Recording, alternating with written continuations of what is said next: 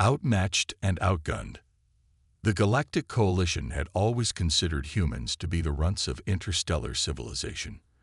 In the 80 years since Earth's first contact with alien species, humanity had been relegated to the diplomatic equivalent of the kids' table, permitted to establish colonies on only a handful of resource-poor systems in the Orion Spur, granted limited trade agreements, and consistently denied the advanced technology that would allow them to compete as equals.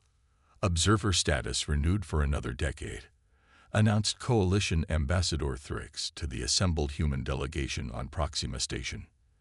The towering, six-limbed diplomat's voice translator barely masked the condescension in his harmonics. The Coalition appreciates Earth's continued cooperation and patience as your species continues to mature.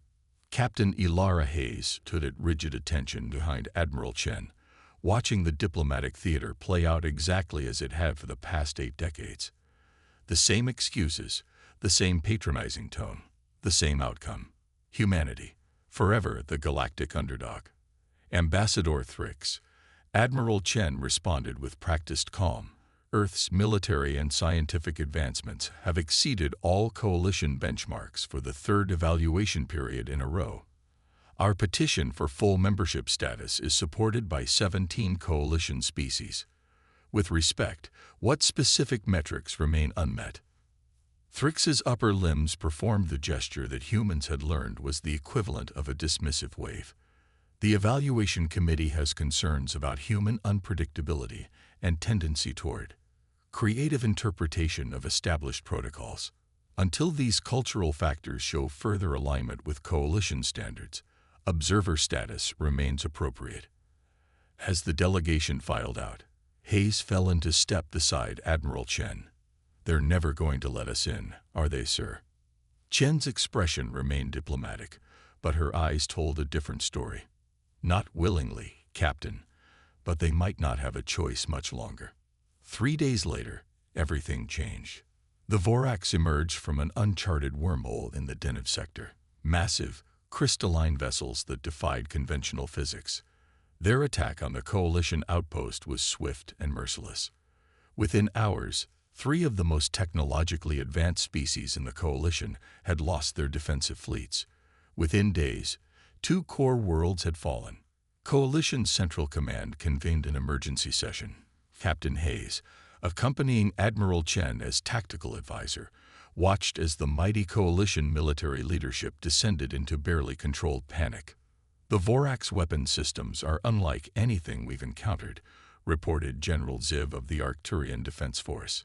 "Their crystalline hulls absorb and redirect energy weapons, and their offensive capabilities cut through our most advanced shields as if they weren't there." Ambassador Thrix, now acting as emergency military liaison, gestured toward the holographic display of Coalition fleet positions. "We've called back the 7th and 9th fleets from the Cygnus Arm. They'll establish a defensive line at these coordinates. That leaves the entire Orion Spur exposed," Hayes noted, studying the strategic map, "including all human colonies and 14 other species outposts."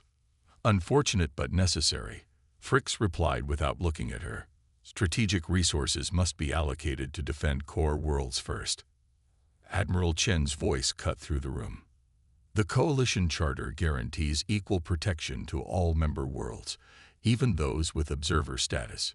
"In theory, Admiral," countered Thrix, "but practical realities dictate that you're abandoning billions to die while you protect your technological centers," finished Hayes, earning a sharp look from Chen. The room fell silent. Finally, High Commander Lex of the Coalition's unified forces addressed the humans directly. "What would you have us do, Captain? Your fleet consists of 63 combat vessels with outdated shield technology and conventional weapons. The Vorax would destroy them in minutes." "Not all of our vessels are conventional," Admiral Chen said carefully. Hayes glanced at her superior, surprised. The Blackstar project was classified at the highest level. Even mentioning its existence in this forum violated at least a dozen Earth Defense Force protocols. High Commander Lex's interest was piqued. "Explain." We've been developing alternative technologies, Chen continued. Approaches that don't follow standard coalition design principles. Given the circumstances, we're prepared to deploy a prototype vessel to gather intelligence on the Vorax. A single prototype against a Vorax assault fleet. Frix's translator couldn't hide his dismissive tone. This seems like a waste of valuable time. Admiral Chen's expression remained impassive. Perhaps. But what other options do we have? 12 hours later, Captain Hayes stood in the buried mountain facility on Luna, staring through reinforced glass at the U.S. Blackstar. Unlike the sleek, symmetrical designs favored by the Coalition, the Blackstar was all hard angles and adaptive geometry, its matte black hull seeming to swallow the light around it. "She doesn't look like much," commented Commander Reese, Hayes' newly assigned executive officer. "She's not supposed to," Hayes replied, watching as the technical teams completed final preparations. The Blackstar was designed to be overlooked. Dr. Abigail Winters joined them, tablet in hand. At 38, she was considered the foremost human expert on transdimensional physics, a field the Coalition dismissed as theoretical nonsense. "Captain," she greeted Hayes, "final calibrations are complete. The phase shift drive is as ready as it's ever going to be without an actual field test." "This will be our field test," Hayes said grimly. "You understand the risks?" Winters asked, lowering her voice. "The mathematics check out, but the practical application of the uncertainty principle at this scale has never been attempted. There's a non-zero chance that engaging the drive could tear the ship apart. Or worse." "Define worse," Reese interjected. Winters glanced around before responding. "Theoretically, creating a cascading reality fracture that could expand exponentially." "You mean a black hole," Hayes translated. "No," Winters corrected. "I mean something far more exotic and potentially more dangerous. But the containment systems should prevent that scenario." "Should?" Reese looked skeptical. "Commander," Hayes cut in, "I need you to finalize crew assignments. We launch in 6 hours." After Reese departed, Hayes turned to Winters. "Give it to me straight, Doctor. What are our actual chances here?" Winters considered the question. "The Blackstar's phase shift technology should make us effectively invisible to Vorax sensors. The dimensional displacement weapons might bypass their crystalline defenses. Might. It depends on whether their crystal structures maintain quantum coherence across all dimensions or just the ones we normally perceive.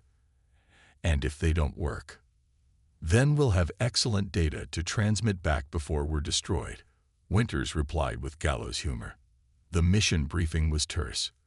The 20 crew members of the Blackstar had been selected for their specialized skills and their ability to think unconventionally. Most had backgrounds in theoretical physics, advanced engineering, or special operations. "Our primary objective is intelligence gathering," Hayes explained, standing before the assembled crew in the Blackstar's compact briefing room. "We need to identify Vorax weaknesses and transmit that data back to Earth. Secondary objective is testing the Blackstar's systems against actual Vorax technology. And if we find a weakness," asked Lieutenant Commander Sophia Diaz, tactical officer, "then we exploit it," Hayes replied simply. "The Vorax have attacked unprovoked and shown no interest in communication. The Coalition's conventional forces are retreating. We may be the only chance to stop the advance before it reaches human space." 5 hours later, the Blackstar departed the lunar facility, conventional engines propelling it clear of Earth's gravity well. Once past the orbit of Mars, Hayes gave the order. "Engage phase shift drive." The universe seemed to flicker around them. On the view screens, space itself appeared to fold, stars smearing into streaks of light before resolving into entirely new configurations. The ship vibrated at a frequency that made Hayes' teeth ache, but held together. "Phase shift drive engaged and stable," reported Lieutenant Park from the engineering station. "All systems nominal. We're somewhere else." "Define somewhere else," Hayes requested. Dr. Winters studied her instruments. We're occupying a quantum state partially phase-shifted from normal spacetime, approximately 0.00034 degrees out of alignment with our baseline reality. In English, Doctor, we're here, but not entirely here, Winters explained. Like viewing a three-dimensional object from a four-dimensional perspective, we can see and interact with normal space, but we're partially elsewhere. Can they detect us? Conventional sensors would register nothing, Winters confirmed, though any civilization capable of manipulating quantum states might detect the dimensional distortion. Hayes nodded. Set course for the Deneb conflict zone. Maximum speed. The journey to the front lines took just under 3 days, a distance that would have required weeks had conventional FTL speeds. As they approached the Deneb system, the scale of destruction became apparent. The once thriving coalition outpost was now debris scattered across half the system. Of the Vorax, there was no sign. They've already moved on, Diaz observed, studying the tactical displays. Trailing data suggests they've headed for the Aldebaran sector. That puts them on a direct course for New Terra, Hayes noted grimly. New Terra, humanity's most developed colony, home to over 30 million people. Time to intercept if we pursue.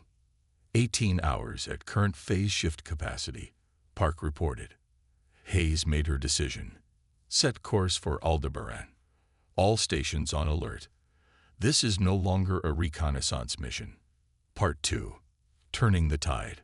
The USS Blackstar dropped out of phase shift at the edge of the Aldebaran system, sensors immediately scanning for Vorax signatures. They didn't have to look far. 7 massive crystalline vessels surrounded the third planet, New Terra. Orbital bombardment in progress, Lieutenant Diaz reported, her voice tight. They're targeting major population centers. Hayes studied the tactical display. The crystalline Vorax ships formed a precise geometric pattern around the planet, a heptagon, with each vessel maintaining exact distances from the others. Dr. Winters, what can you tell me about their formation? Hayes asked. Winters analyzed the data, her expression shifting from concern to interest. It's not just for tactical positioning. The pattern they're maintaining, it's creating a harmonic resonance field. They're amplifying each other's energy outputs. Commander Reese joined them at the display. Like a feedback loop. More like a crystalline resonance chamber, Winters clarified. Each ship is focusing and amplifying energy to the next in sequence. It's extraordinarily efficient, and likely why their weapons are so devastating. Hayes considered this information. So if we disrupt the pattern, we might break the resonance, Winters confirmed. But getting close enough without being detected is exactly what the Blackstar was designed for, Hayes finished. She turned to tactical. Lieutenant Diaz, prepare dimensional displacement weapons. Target the vessel at these coordinates. She indicated a point in the Vorax formation. That's the smallest of their ships, Diaz observed. Hayes nodded, and therefore likely requiring the least energy to maintain in the formation. It's their weak point. Captain, we should maintain observation, Reese cautioned. We haven't tested the weapons against actual Vorax technology. There are 30 million people on that planet, Commander, Hayes replied evenly. Every minute we wait costs lives. We proceed. The Blackstar slipped closer to the Vorax formation, its phase-shifted state rendering it invisible to conventional detection methods. At 5,000 kilometers, point-blank range in space combat, Hayes gave the order. Target locked, Diaz confirmed. Dimensional displacement weapon charge. Fire. The weapon made no visible beam or projectile. Instead, space itself seemed to ripple between the Blackstar and the targeted Vorax vessel. For a moment, nothing happened. Then, a section of the crystalline hull simply ceased to exist. Not destroyed, not damaged, just gone, as if that portion of the ship had been erased from reality. Direct hit, Diaz reported, surprise evident in her voice. Their hull integrity is compromised. The effect rippled through the Vorax formation immediately. As the targeted ship listed out of position, The perfect heptagon collapsed. Energy that had been flowing harmoniously between the vessels suddenly rebounded, creating feedback cascades through their crystalline structures. Their power signatures are fluctuating wildly, Winters reported, excitement creeping into her professional demeanor. The harmonic resonance is breaking down. On the main view screen, the damaged Vorax vessel was now emitting pulses of energy at irregular intervals, its crystalline structure fracturing along geometric lines. The other ships in the formation began to move, breaking their precise positions as they attempted to compensate. Their repositioning, Reese observed, trying to establish a new formation with 6 ships. Hayes saw their opportunity. They're vulnerable during transition. Target the next vessel in sequence. Fire when ready. The Blackstar's dimensional displacement weapon fired again, this time striking a larger Vorax ship as it maneuvered. The effect was even more dramatic. Nearly a quarter of its crystalline structure simply vanished, leaving jagged edges that crumbled inward. They've detected us, Diaz warned as the remaining Vorax vessels changed course. Energy buildup detected. They're preparing to fire. Evasive maneuvers, Hayes ordered. Modulate phase shift frequency. The Blackstar lurched as Lieutenant Park adjusted their dimensional positioning, shifting them slightly further out of alignment with normal spacetime. A beam of concentrated energy from one of the Vorax vessels passed through the space they had occupied milliseconds before. That was close, Reese muttered. But informative, Winters added, studying her readings. Their weapons operate on a fixed dimensional frequency. If we can stay just out of phase with that frequency, we become effectively invulnerable to their attacks. Hayes finished. Lieutenant Park, can you match our phase shift to maintain that dimensional offset? Working on it, Captain, Park replied, fingers dancing across his controls. Establishing harmonic counter pattern now.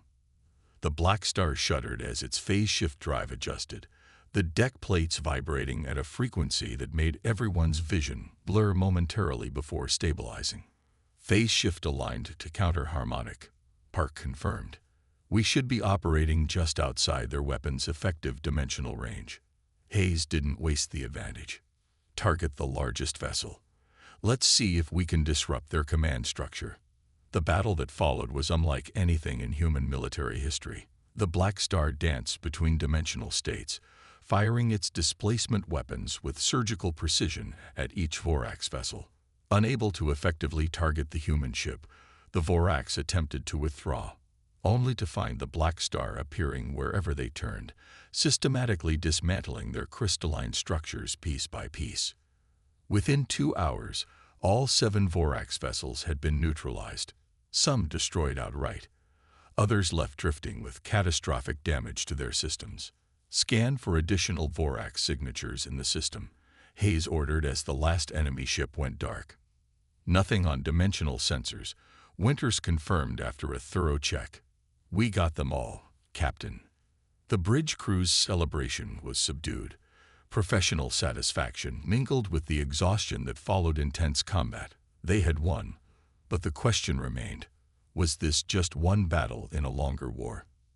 Establish communication with New Terra ground control, Hayes instructed. Let them know the immediate threat has been neutralized. As communications officer, Lieutenant Rivera carried out the order. Winters approached the captain's chair. The dimensional displacement technology worked better than we anticipated, she said quietly. The Vorax crystal structures were particularly vulnerable to dimensional phasing. Can we replicate this success if we encounter more of them? Hayes asked. Winters nodded. Now that we understand their harmonic resonance patterns, we can tune our weapons more precisely. And the data we've gathered will allow Earth defense to modify existing ships with simplified versions of this technology. Captain, Rivera interrupted, I have Admiral Chen on secure channel. Hayes took the call in the ready room, reporting their success and the technical details that would allow Earth to defend itself against further Vorax incursions. Well done, Captain, Admiral Chen said, her normally stoic expression giving way to the ghost of a smile. The coalition representatives are quite interested in discussing this technology suddenly. "I bet they are," Hayes replied dryly. "They've called an emergency session of the full Coalition Council. Earth's delegation has been invited to attend, not as observers, but as full participants." "Nothing like saving their collective asses to earn a seat at the table," Hayes observed. Chen's smile grew slightly. "Indeed. Your discovery about the Vorax harmonic resonance patterns has already been shared with Coalition Central Command. Their scientists are analyzing the data now.